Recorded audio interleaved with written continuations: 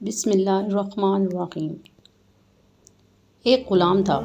ایک دن وہ کام پر نہ گیا تو اس کے مالک نے سوچا کہ مجھے اس کی تنخواہ میں کچھ اضافہ کر دینا چاہیے تاکہ وہ دل جمی سے کام کرے اور آئندہ غائب نہ ہو۔ اگلے دن مالک نے اس کی تنخواہ سے زیادہ پیسے اسے دیے جو اس نے خاموشی سے رکھ لیے، لیکن کچھ دنوں بعد وہ دوبارہ غیر حاضر ہوا تو اس کے مالک نے غصے میں آ کر اس کی تنخواہ میں کیا گیا اضافہ ختم کر دیا اور اس کو پہلے والی تنخواہ ہی دی۔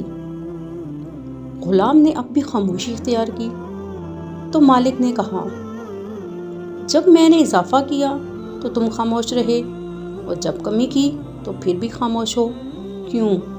تب غلام نے جواب دیا، جب میں پہلے دن غیر حاضر تھا تو اس کی وجہ بچے کی پیدائش تھی اور آپ کی طرف سے تنخواہ میں اضافے کو میں نے وہ رزق خیال کیا جو اپنے ساتھ وہ لے کے آیا، اور جب میں نے دوسری مرتبہ غیر حاضر تھا تو اس کی وجہ میری ماں کی وفات تھی، اور آپ کی طرف سے تنخواہ میں کمی کو میں نے وہ رزق خیال کیا جو وہ اپنے ساتھ لے گئی۔